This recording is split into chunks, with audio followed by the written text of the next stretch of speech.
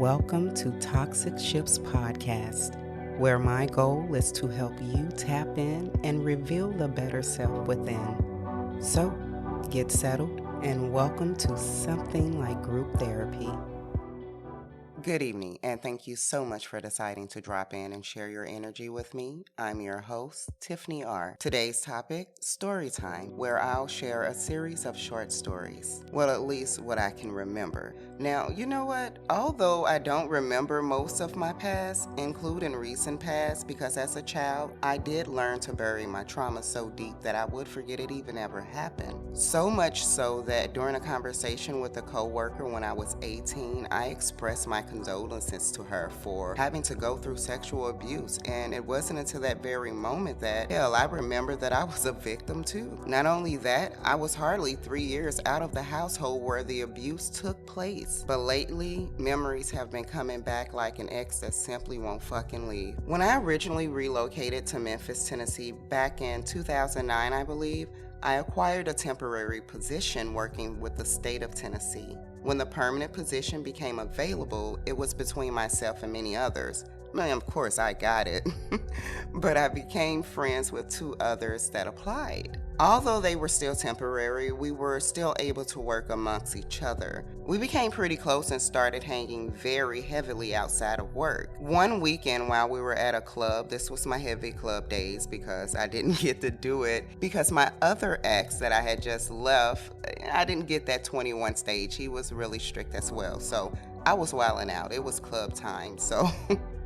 We were at the club that night and I had left the table, and because I was amongst friends, I left my drink. I didn't realize that was a big mistake until I woke up the next morning in my passenger seat, still parked at the club, and as a former alcoholic, 2 drinks was definitely not enough to have put me in this situation. But anyway, y'all, the last thing I remembered was getting in the driver's seat. At the end of the night, the lot was filled with cars, and my so-called friends, they had left me. And what I do? I continued to hang with their ass. I was desperate for anything, I guess. This next short story is entitled Childhood Memories. I had to be about 9 maybe, but myself, my cousins, and some other kids were over to my mom's cousin house. We were all playing in the neighborhood. After a long day outdoors, we were treated indoors, and it was a small apartment. When you got to the top of the 14 stairs, don't ask me how I remember that, but maybe it's because I always count stairs, and still to this day. Anyway, you were immediately in the kitchen, and to the left was the living room, straight ahead was the bedroom where the adults were, and to the right was the bedroom that the children were playing in. Now when I think about it, the adults were definitely in a bathroom because I can remember seeing the sink and the toilet when I pushed the door open. It was definitely the bathroom that the adults were in. But I can't remember many details about the room that we were in except that there was a mattress and a small lamp with a very dim low glow to it. Regardless, we were having a great time. I think my mom and stepdad may have been on a break or something because I just can't remember him during that time. But of course, it could easily be that there's a memory that my subconscious is definitely blocked out. I unfortunately cannot remember much of my childhood. But anyway, although thankful for the great day that I had because I did not have many days, especially that didn't include my stepfather molesting me, it ended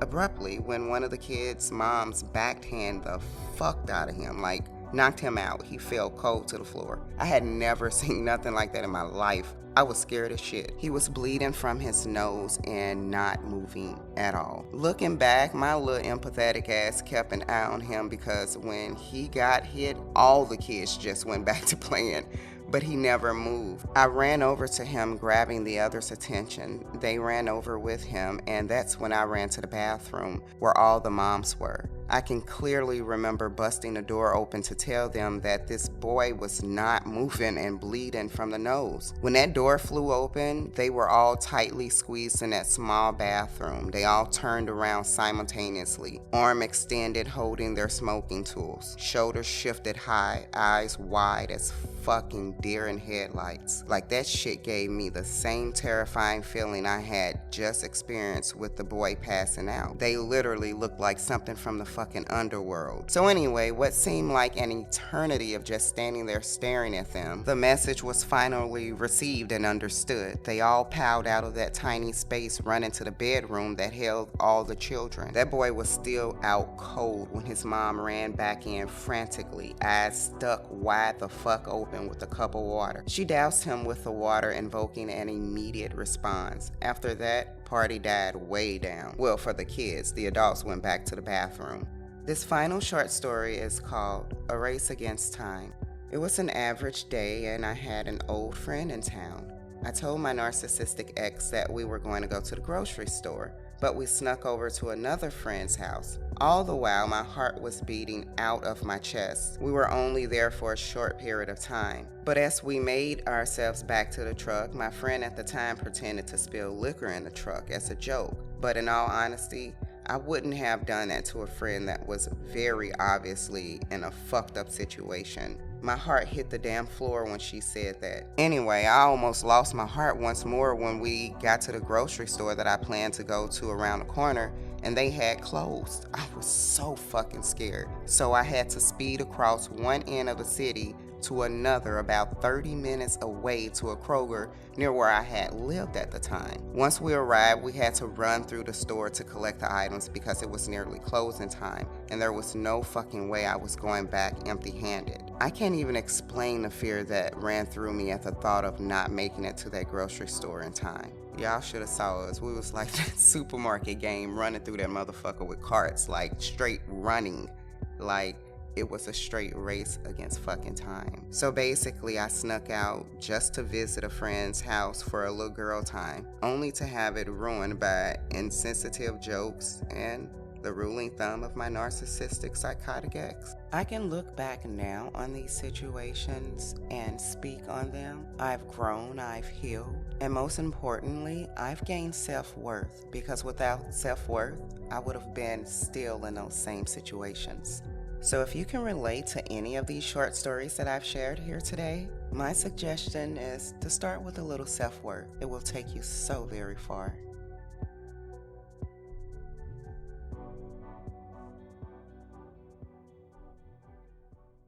Well, folks, that is all of our time. I am grateful to all that tuned in this evening. I do pray that you were able to find an answer or even a glimmer of hope. Until next time, make it a great day. The choice is literally yours.